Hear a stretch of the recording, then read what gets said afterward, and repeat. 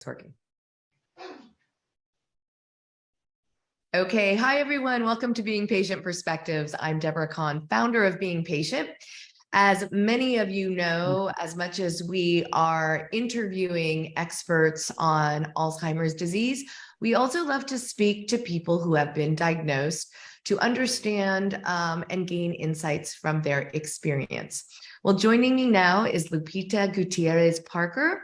She has been diagnosed with early-onset Alzheimer's, and she joins us from her home in Washington. Welcome, LuPita, and great to see you. Thank you, and it's nice meeting you as well. Okay, LuPita, you were diagnosed around 62 years old or so, in your early 60s.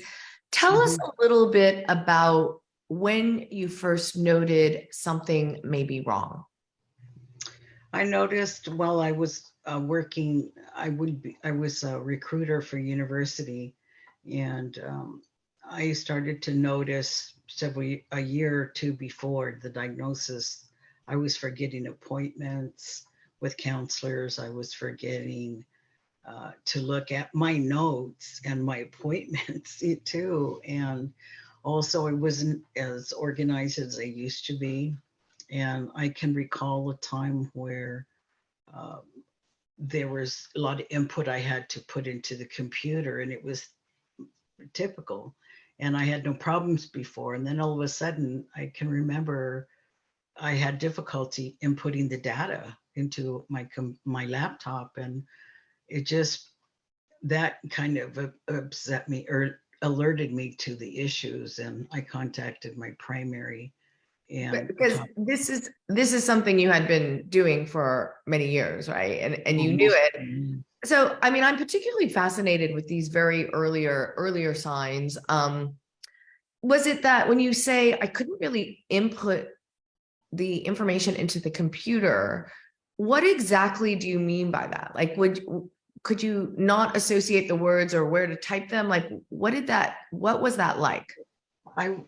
For me, it was difficult, and I would look at the name on the cards to input the data, and it just would not connect. My fingers would not connect with my brain, and looking at the cards, the information on the cards to input that data, it just did not make sense. And and then the times that I did, I was very slow at it.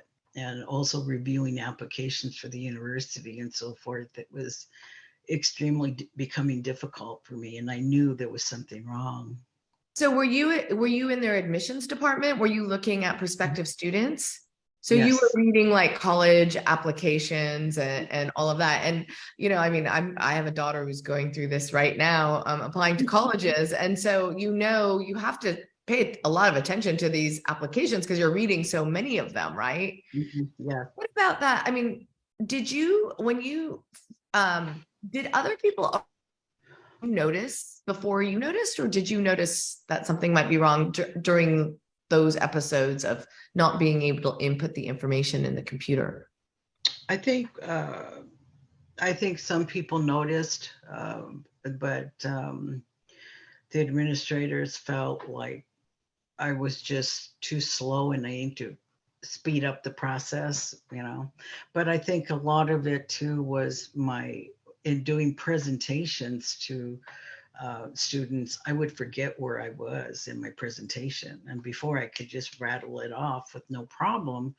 And I was finding difficulty in searching for the words and where I was at. And I can remember a colleague of mine that also was participating in my presentations as well through a different program that he operated and recruited for. And he would jump in and help me, you know, pick up where I was hesitant in answering, not because I could, well, mainly I couldn't, the information was just not there. It's that, if you've ever seen the movie Still Alice, it's that Still Alice podium moment when she's at the podium trying to give a speech, and then suddenly she's just kind of losing where she's at, and you know, looking around thinking, you know, grasping for where was I, what was I talking about. So you went to the GP, and what was that like?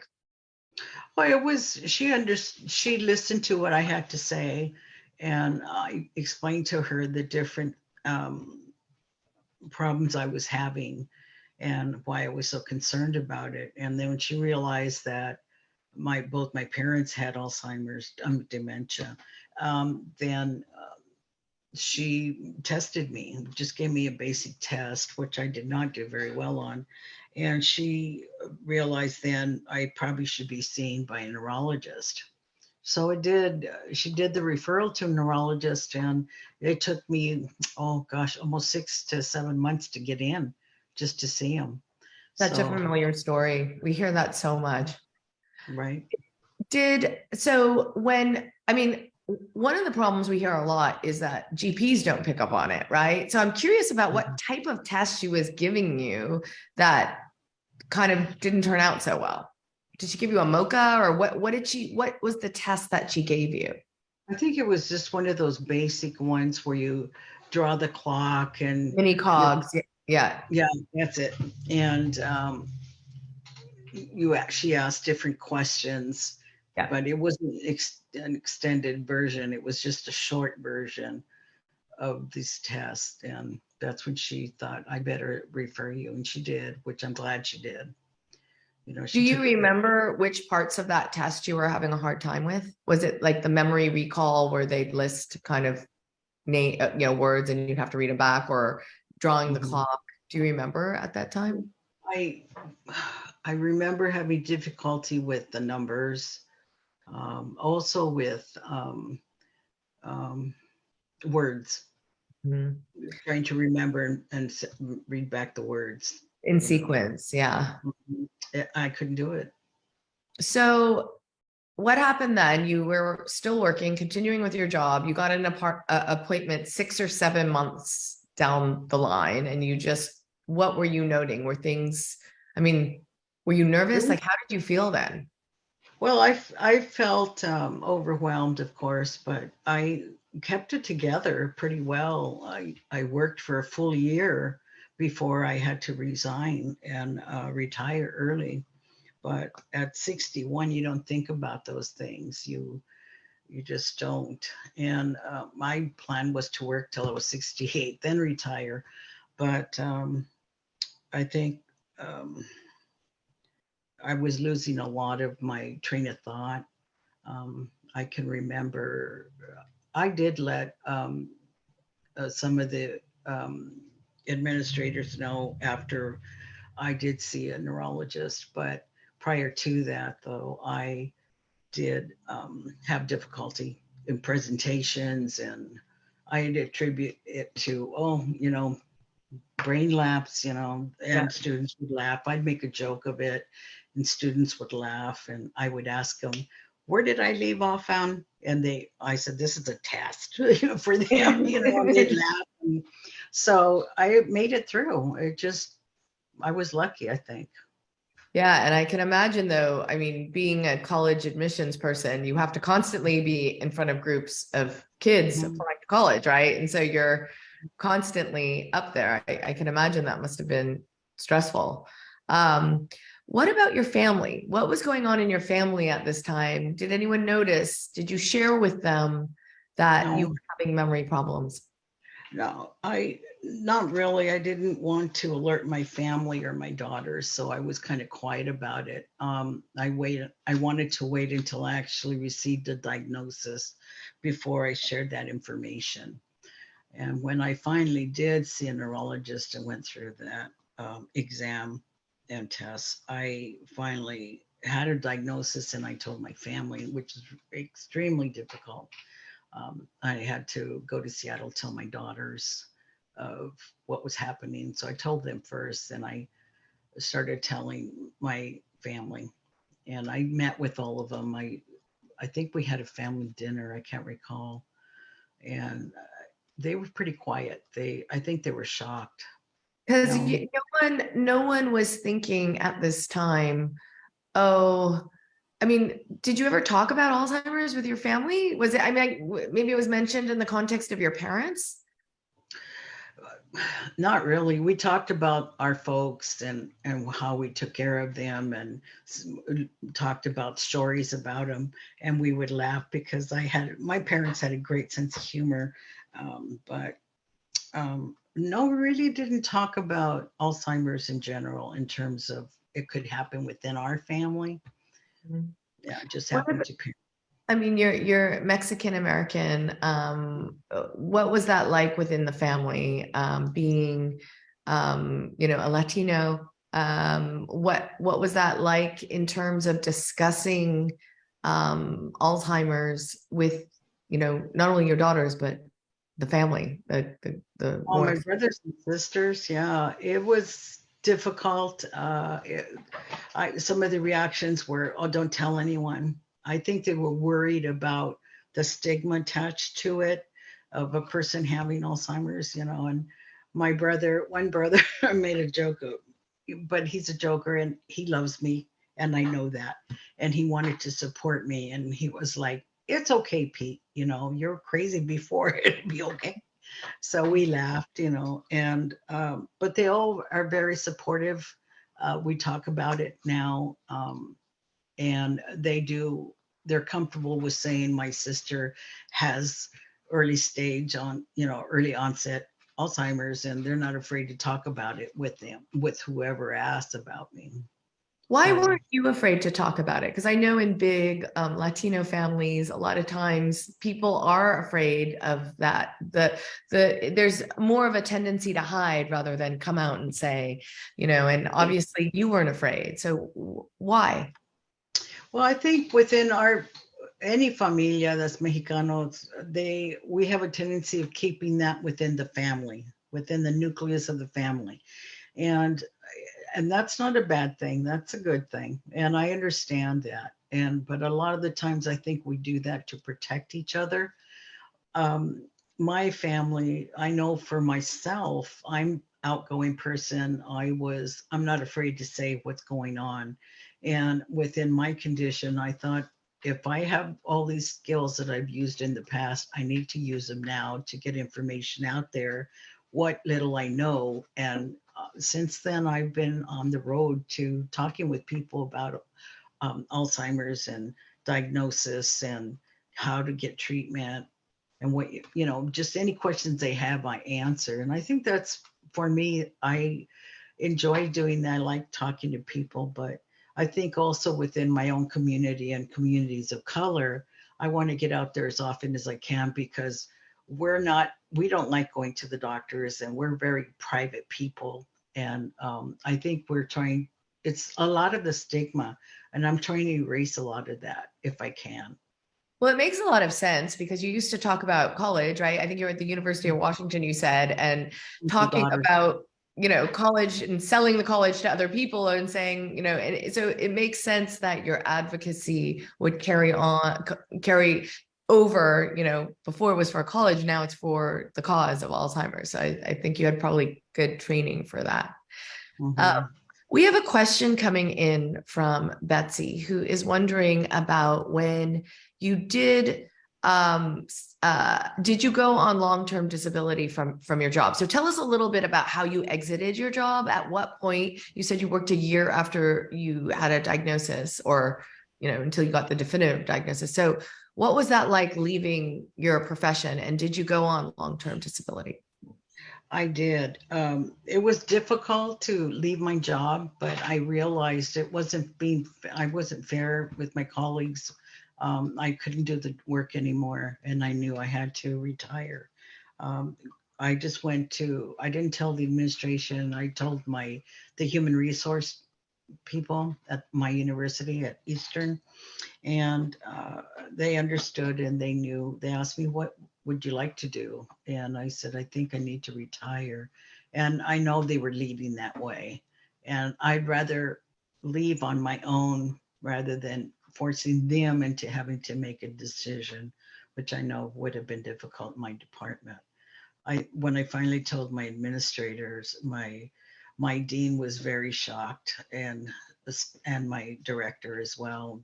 I think they're very supportive. They wanted me to stay, but in all reality, I just couldn't do the job anymore. I couldn't remember things, and I was forgetful. I was not being the person I should be, and the professional I should have been. That was different now. I was different. And so I'm glad that they understood and they worked with me. I did apply for disability through Social Security Administration, and it took several months, and then I was on long term. Now on disability, but now I'm off it because I turned 68 and you come off it. And then you switch over. Is it because you switch over to, like, tell us a little bit, because I think a lot of people wonder this. How does that all work? So when you're under, is it under a certain age? Is it 65? Then you're on Social Security and long-term disability. And how long does that last for? I mean, obviously Social Security goes on, but the long-term disability, what is the cutoff point for that? Is it determined on how long you've worked, or?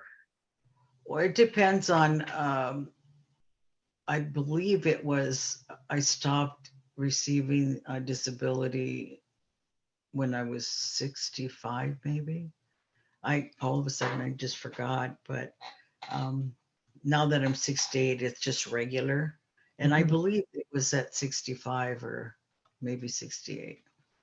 Now, and was it enough to live on? I mean, was it comparable? Was the support you were getting from the government comparable to your earnings in your job?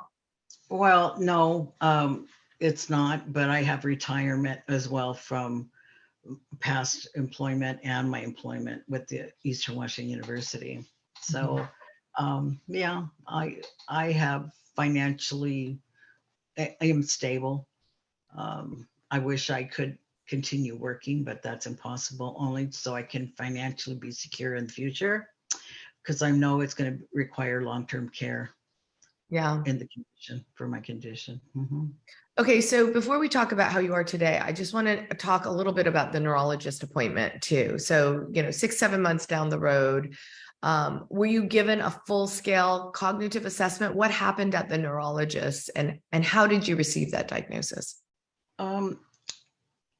When I met with the neurologist, my doctor, he did a battery of tests, and then also examined me physically, and then he had, of course, you do blood work and all that, the labs. And then after all those tests, then he had me go to University of Washington Medical Center for a PET scan. So we did do that, and although it wasn't the right one that he wanted, but it did indicate apparently that I did have MCI. You had MCI. Yeah, started with MCI, and then later I progressed. So I progressed rather quickly, I think, within the first year, and now I'm in early stages, I think probably when I was 62, 63. So from the time you noticed early signs, it's been about 6 years, right? It's been, and yes. How are you doing today? Like, tell us a little bit about how you're doing and whether or not you're noticing any changes, or if you just kind of stable. What do you think? I think I'm doing pretty good. My mom always used to say to us, God only gives you what you can handle. And I believe that. And I also believe in the power of prayer. And a lot of people support that and pray for me. And I really believe that I am doing very well. Yes, I have difficulties like people in my condition. And, but I don't let that get me down. I do a lot. I knit, I do the work on my house. I do a lot here. I cook still, but of course I forget sometimes what I'm doing, but my daughter who lives with me really supervises that a lot. She monitors quite a bit of that component of kitchen detail. which is wonderful. And also I think I think it's also the way of a lot of Latino families. You take care of your parents, We, right? And a lot mhm. of, well, tell us, talk to us a little bit about that and your daughter Jessica, the decision to move in with you, because I think at the time of your diagnosis she wasn't living with you, right? So No, she how wasn't. was that decision made as a family? And tell us a little bit about that. Well, after I told my daughters, it was within the first 2 weeks after my daughter decided, I'm gonna move home, and I didn't really have a say in it. I told her that I didn't want her to do that because it's my job to stay as their mom, and I wanted to be in control and continue my independence and continue living on my own.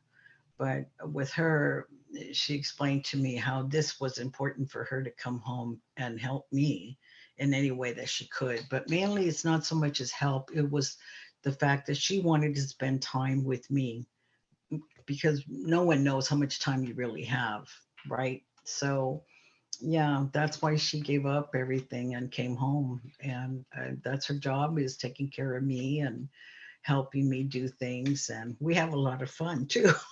That's wonderful.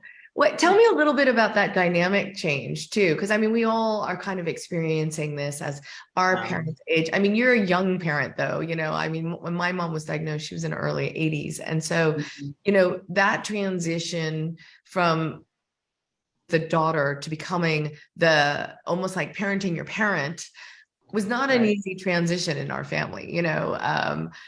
So I mean, it seems like you and your daughter are very close, and it seems like it was an easier transition for you. Tell me a little bit about that. I mean, is it, how do you feel about that? Does she make a lot of the decisions for you now? What is the role change? The role change is like her driving. She drives now. I don't. Was that And hard that, for you? Because that's a big sticking point for a lot of people. Driving it is was, independence. well, but the thing is, though, I realized that I could cause an accident, and I didn't want to hurt anyone on the road. Plus, saw myself with a lot of anxiety when I'd be driving. So I realized myself it's time to stop. And plus, both my daughters felt maybe I should consider that. But then finally, they were firm and said, "You must stop driving," which was not a problem. So now I'm chauffeured around. That's nice. But it's difficult with being as a mother. I was always responsible. I was a single parent and always, being the one in authority and in charge, so to speak. But uh, it's shared responsibilities now. I allow that my daughter to help me when I know I need help, but get stubborn sometimes. Um, but she allows me to, no, not allow is not a good term, but she still knows that I like to be independent, and she will be there if I need her, and she knows when to step in and she knows not to. And so, but she does help me quite a bit because I don't understand a lot of technical things anymore. Um, some of the uh, information I receive, mail and so forth, she handles my business for me because I can't even balance my checkbook anymore. So, or my accounts, I let her handle all of that. Mm. But it was hard to accept in the beginning, but now I'm getting more comfortable with her helping me make decisions. Now Mhm. you were telling me earlier that you changed your living situation, right? You went from a condo into a house. So tell me a little bit about that and why and how that all happened. Well, my daughters and my ex husband, he's a good friend of mine. They all met and they decided as I was progressing and also the stress I was receiving and going through at the condo that we should all live together. That way, um, um, Kim, my friend, could help um, Jessica as I progressed later. And I know she'll need more help later. Um, So the So decision was you sold the condo and you moved into a house that your ex-husband also lives in. right. And I'm still working on my condo trying to sell it, and he sold his, and I'm still trying to sell mine. But yeah, we live together in a big house. I live on the west side. He lives on the east side of the wing of the house, and my daughter lives in the middle. I So love that.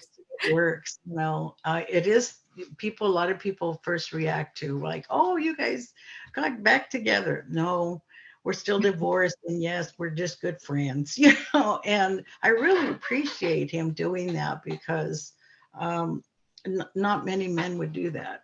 Yeah, that's actually a really beautiful thing, and also just a testament about really how much he cares about you and your daughter, right? Your daughter together, like to help in this journey is, I mean, I think that makes it really quite happy for you, right? It's a relief. You don't have to worry about your daughter and she's with her father, and like I think that's a great situation. That's And probably yeah. I think too, excuse me, that when I'm in the position in my late stages, I think Jessica's going to need more help. And I know Lisette, my oldest, will come home and help. And I know Kim is going to need help with me. So they're very supportive. My brothers and sisters, I know, will be supportive, and they'll also help. And I really am thankful that this is happening, that we are able to live together, um, for me, to help me. And I wish other families could do that as well. And I'm sure other families do. Yeah, that's well, I mean the warmth of a big Mexican family too. I'm sure there that carries through too, right? It's just Yeah. that's wonderful. So tell us, Lupita, what do you want people to know about this disease and your diagnosis? Like what is the message? I know you do advocacy work from time to time. Tell us the message that you're trying to spread. Well, basically, just I want to be able to give people information. I want families to know that yes, your loved one has Alzheimer's, and yes, they will progress later down the road. But for now, enjoy them while you have them with you. Live your life. Let them live their life the way they want to, within reason of safety and so forth. But get out there, spread the word, and let people know the stigma needs to stop about people with Alzheimer's, and that we're still very capable, and we're going to do whatever we need to do in order to get information out and continue to love that person. They're still the same person, they're just a little bit different, and that's okay. They'll tell you how they feel and what they want from you. So just Have love you them there.